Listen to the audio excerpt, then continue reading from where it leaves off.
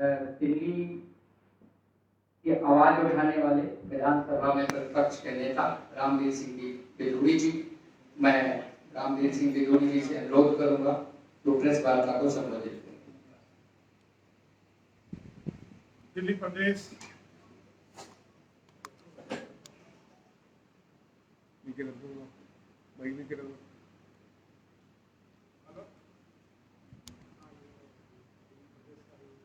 दिल्ली प्रदेश Bharatiya Janata party के प्रवक्ता श्री हरिहर रघुवंशी जी, media के सभी सम्मानित साथियों, आप सभी को मेरा नमस्कार।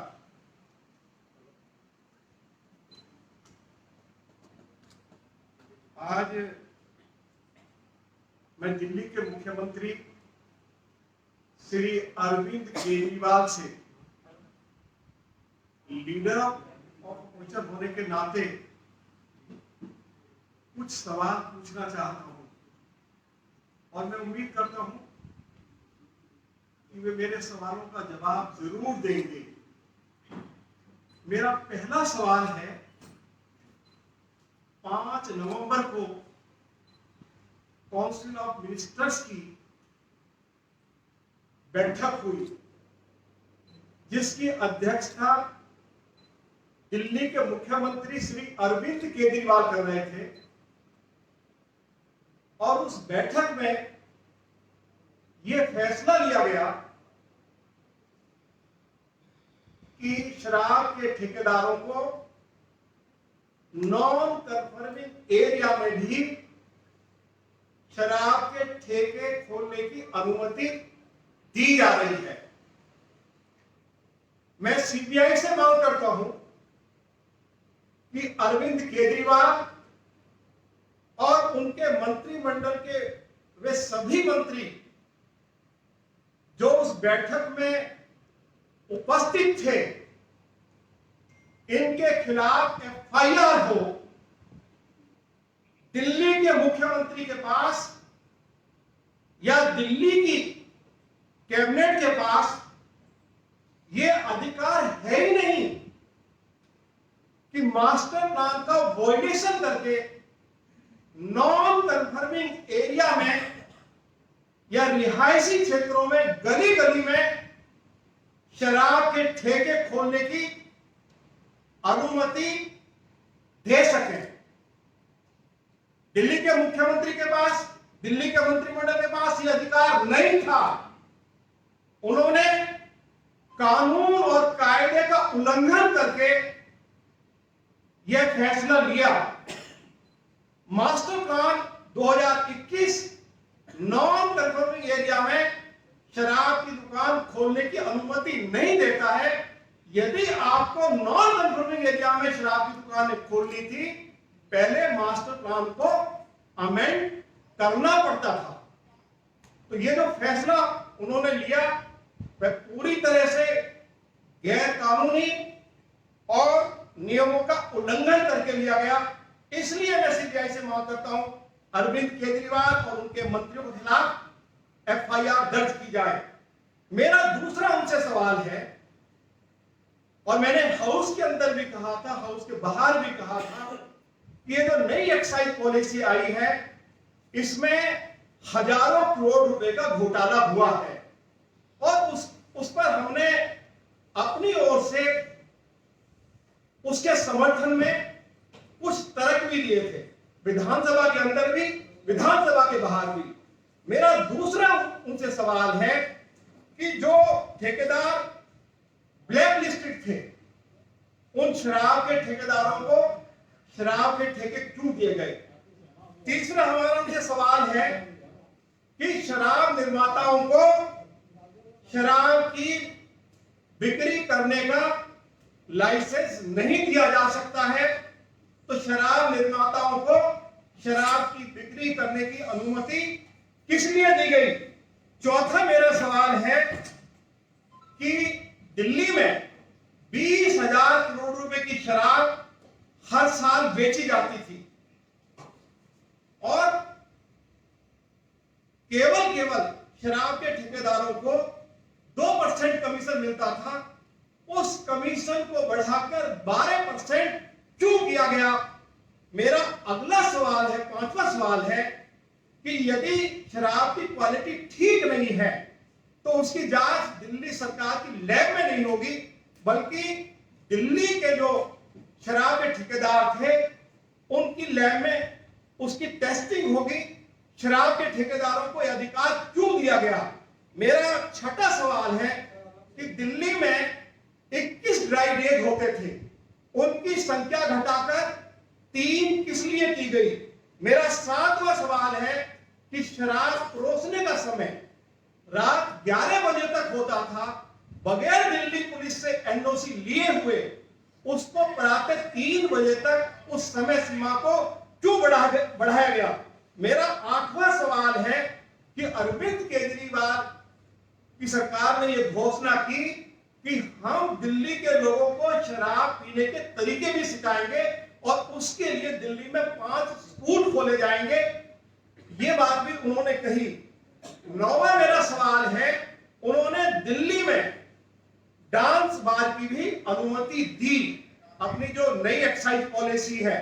और 10वां सवाल है कि शराब के ठेके के साथ ही बैठकर लोगों को शराब पीने की अनुमति दी, इससे दिल्ली में कानून व्यवस्था खराब होती। यह सवाल भी हमने विधानसभा के अंदर और विधानसभा के बाहर भी उठाया था। और ये आप सभी को मालूम है कि कोविड-19 के नाम पर लाइसेंस धारकों को 144 करोड़ रुपए की छूट दी गई, इसका जवाब भी उनको देना पड़ेगा। ठेकेदारों को 30 करोड़ रुपए की जो धरोहर राशि थी उसको भी वापस कर दिया गया, इसका जवाब भी अरविंद केजरीवाल को देना पड़ेगा। बियर पर प्रति केस 50 रुपए की जो छूट दी गई, इसका जवाब भी अरविंद केजरीवाल को देना पड़ेगा।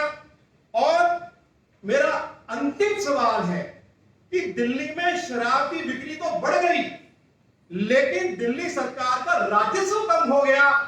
अरविंद केजरीवाल ने तो यह कहा था कि इस नई शराब नीति से दिल्ली सरकार को हर वर्ष 10,000 करोड़ रुपए का राजस्व प्राप्त होगा। तो वे बताएं कि राजस्व 10,000 करोड़ रुपए क्यों नहीं आया, ये पैसा किसकी जेब में गया? और अंत में मैं उनसे पूछना चाहता हूं कि ये पहले इस नई शराब नीति की बहुत प्रशंसा करते थे, जब ये इतनी अच्छी शराब नीति थी तो उसको अब वापस क्यों लिया गया है? मैं अरविंद केजरीवाल से मीडिया के माध्यम से कहना चाहता हूं कि वो तुरंत मानसून सत्र बुलाएं और इस नई एक्साइज पॉलिसी पर भी चर्चा कराएं। और जो दिल्ली में उनकी सरकार ने अनेक घोटाले किए हैं, चाहे वो पीडब्ल्यूडी का घोटाला है, चाहे वो डीटीसी का घोटाला है, चाहे वो हॉस्पिटल्स का घोटाला है, चाहे वो जल बोर्ड का घोटाला है, चाहे वो राशन का घोटाला है, ये जो अनेक घोटाले दिल्ली की सरकार ने पिछले 6-7 सालों में किए हैं, इन पर भी चर्चा हो। वो तुरंत दिल्ली विधानसभा का सत्र बुलाएं, यह मैं अरविंद केजरीवाल से मांग करता हूं। और सदन में चर्चा कराएं, उसको डायरेक्ट लाइव कराएं, जिससे कि दिल्ली और देश के लोग देख सकें आखिर सच्चाई क्या है, दूध का दूध पानी का पानी हो सके। यही बात मैं कहना चाहता था। आप सभी का बहुत बहुत धन्यवाद। आपके कोई सवाल? रामवीर जी, अभी मनीष सिसोदिया ने प्रेस कॉन्फ्रेंस की और पहली बार लिखित पॉलिसी पे बोले, कहते हैं उन्होंने ये कहा कि जो बीजेपी अलग करी 8,000 करोड़ का घोटाला वो सब हुआ नहीं, और अगर सही तरह से ये पॉलिसी इंप्लीमेंट अगर बीजेपी होने देती तो कम से कम 10,000 करोड़ का जो है प्रसाद दिल्ली को फायदा होता। और उन्होंने ये भी पिच कर दिया कि बीजेपी इसलिए डर रही है क्योंकि 2024 में केजरीवाल वर्सेस मोदी रहेगा। क्या कहेंगे? देखिए, मैंने विधानसभा के अंदर दिल्ली के डिप्टी चीफ मिनिस्टर से पूछा था, क्या मास्टर प्लान का वायलेशन करके शराब के ठेके खुल सकते हैं? उन्होंने जवाब नहीं दिया। मैंने उनसे पूछा कि शराब के ठेकेदारों का कमीशन बढ़ा दिया गया है, उन्होंने उसका जवाब नहीं दिया। और मैंने उस समय हाउस में कहा था, रिकॉर्ड पर है कि तू इधर उधर की ना बात कर, ये बता कि काफिला क्यों लूटा। मैं बताऊं कि काफिला क्यों लूटा। तेरा था रह दिलों से वास्ता, मुझे रह दिलों से गिला नहीं। सिसोदिया, तेरी रहबरी पर सवाल है।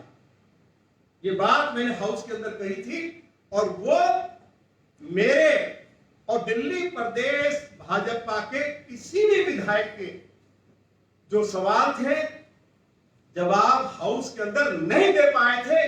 1 मार्च 2022 को क्या उस समय सिसोदिया ने कहा कि बीजेपी की ओर से कोई अड़चन उत्पन्न की जा रही है? उस समय तो सिसोदिया ने कहा कि हमें नई शराब नीति से 10,000 करोड़ रुपए की आय होने वाली है। तो 1 मार्च 2022 को क्यों नहीं हाउस के अंदर, यदि उनके सामने हमारे द्वारा कोई अड़चन उत्पन्न की जा रही थी तो उन्होंने क्यों नहीं हाउस में इस बात की चर्चा की? मैं पूछना चाहता हूं और मैं फिर रिपीट कर रहा हूं कि अरविंद केजरीवाल के मंत्रिमंडल ने जो बैठक उनकी अध्यक्षता में हुई, जो उन्होंने नॉन कन्फर्मिंग एरिया में शराब के ठेके खोलने की अनुमति दी, पूरी तरह से कानून कायदे का उल्लंघन हुआ है। सीबीआई को अरविंद केजरीवाल और उनके मंत्रिमंडल के सभी मंत्रियों के खिलाफ मुकदमा दर्ज करना चाहिए। उनके पास ये अधिकार नहीं था और ये पॉलिसी बनाकर ही उन्होंने दिल्ली के शराब के ठेकेदारों को कहा कि अब आप जहां चाहोगे वहां शराब के ठेके खोल सकोगे। यदि आप खेत में चाहोगे, खेती बाड़ी की जमीन में भी आप शोरूम बनाकर शराब का ठेका खोल सकोगे।